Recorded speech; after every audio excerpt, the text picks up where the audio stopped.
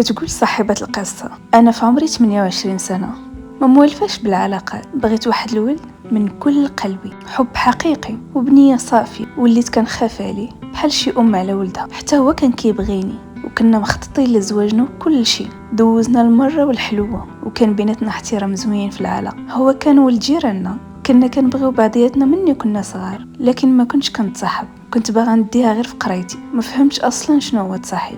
دازت اعوام واخا هو كان ساكن قريب ما كنتش كنشوفه بزاف، ونسينا قصتنا بحكم كان حب الطفوله وبراءه وصافي.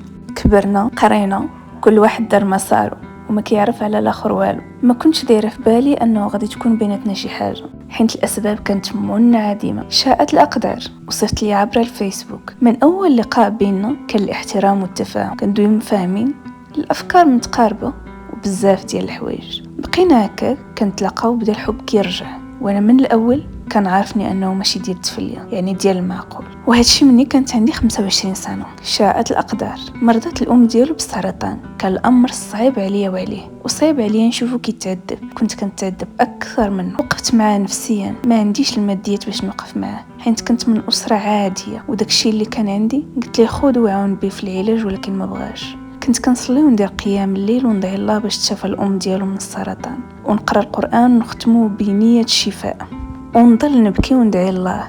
كنت مرضت فيها وضعفيت وما كنبينش ليه، كنقول ما نزيدش عليه، ديما كندعمو نقول ليه دابا تشافى ان شاء الله.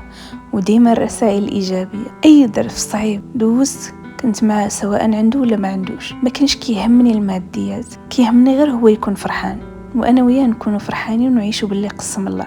بغيته من كل قلبي، وعمري بغيت شي واحد من غيره. كان توظف وتيسرت الامور، وكان صراحه كيتقاتل ويجمع باش نبداو حياتنا. كنت ديما مكيسه عليه، ديما قنوعه سواء بالقليل او الكثير. ما كنتش كنبغي نضغط عليه، حيت هو كان فايت فيه مرض مزمن وتشافى منه، وما كنبغيش نضغط عليه.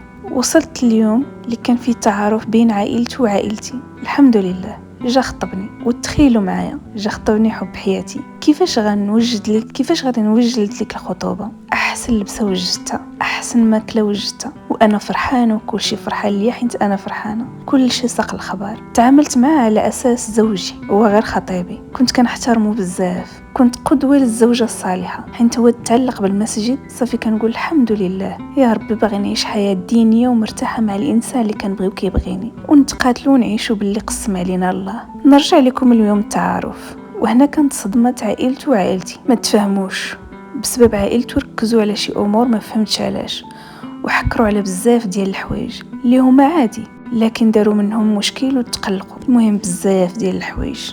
انا هادشي صدمني بزاف، لدرجه الام ديالو من اول مكالمه ليا معها عيرتني وعيرت اهلي بطريقه غير مباشره. تصدمت، ولكن تكلمت معها باحترام. كنقول نصبر على قبله، خرجوا فيا العجب. كنقول دابا ربي يهديهم. جاب لي الله حتى لعندي الانسانه اللي سولوا عليا وشكراتني، لكن هنا كيقولوا انها ما شكرتنيش، يعني فحال انا وعائلتي ما مزيانيش. ما عرفت شنو نتي. هادشي اثر فيا بزاف، حيت انا عارفه راسي وعارفه عائلتي ناس محترمين، وسمعتنا وسمعت الاب ديالي رحمه الله سبقانا، والحمد لله حنا ناس محافظين وماشي خبيثين وقلوبنا صافيه. بعد مده من الصراعات مع اهله، دائما محاولة الصلح كتكون فاشلة وما كيقبلوش رأيي، على أساس اللي بغانو يتزوج بيا غادي تخطى عليه الأم ديالو، وباغا تشوفني بلا أهلي في القهوة. رغم أن هادشي جاني غريب وفعلا تقليل شرفي أنني ما عندي عائلة. قلت ماشي مشكل، غير نصلح الأمور. ولكن ما كملاتش الخرجة، حيت كنت غادا نجيب معايا أختي، وقالت ليها السخطة رضا ما تبقاش تجبد ليا هذا الموضوع. الام ديالو اللي كنت كنصلي وندعي الله تعينيك حاله باش تشافى وترجع ليها صحتها. نهار رجعت ليها عيرتني واتهمتني في شرفي وشرف عائلتي بصوره غير مباشره. ما عرفتش نبكي ولا نضحك. هادشي صدمني بزاف واثر فيا، حيت انا ماشي بنت زنقه وما عمرني نويت ليها الشر. بالعكس كنصيفط ليها الهدايا واخا حتى قبل ما نشوفها، وداخله على النيه انه والدي هما والديا وخوتو هما خوتي. بالعكس انا ديما كنوصي على والدي يتهلا فيهم بزاف. خلال هذه المده مني كانت عندي 25 سنه ما بقيتش كنهتم بتكميله ديال دراستي ولا نكمل مساري العلمي، حيت انا كنت غادا نسافر للخارج نكمل قرايتي ونخدم قبل ما يرجع وتبدا قصه حبنا. ما بقيتش مسوقه لهادشي، نقرا ولا نخدم، وليت كنخدم فاش ما كان، حيت عارف راسي غيبركني من الخدمه. حيت سولتو قال لي انه ما باغيش يتفلى عليا، وعدني انه النهار يوجد غيتزوج بيا.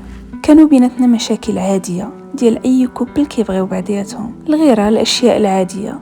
واخا هو كان صعيب وماشي اي وحده غادي تقدر تتحمل والصبر عليه. صافي حافظت على قدر بسيط من المال، زعما هو نعاونو في فراش البيت ونديرو حفل بسيط وصافي، ونبداو حياتنا ونقابل راجلي، زعما الزوجه الصالحه. كثرت الهم كضحك.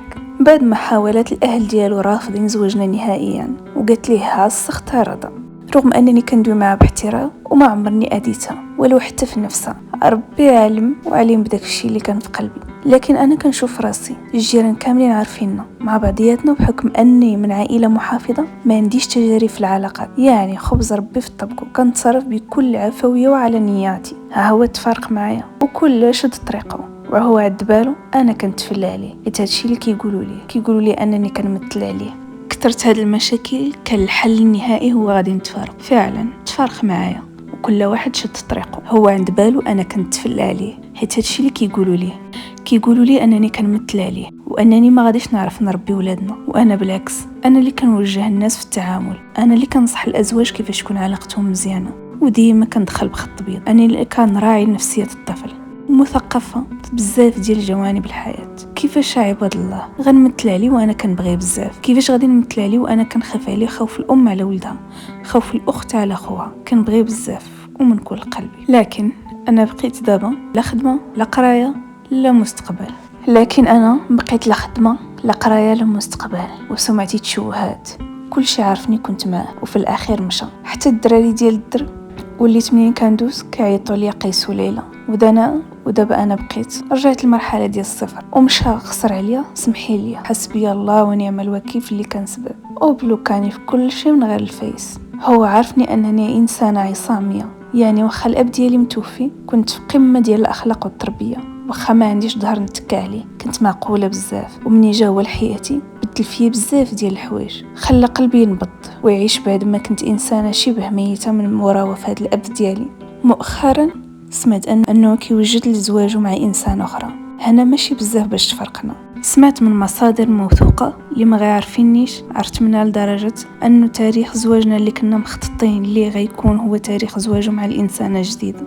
المهم هادشي عرفتو، واش بصح ولا لا، حيت يقدر يكون غادره وصافي، ولكن اكيد انه في علاقات جديده مع البنات باش ينساني زعما، واخا ما تنسي فيا حتى وحده. ما عرفت ما نقول، حسبي الله ونعم الوكيل، ولا ندعي ليه بالتيسير. قلبي لاول مره غنحس هذا الاحساس بحال العافيه، تحرق بزاف قلبي.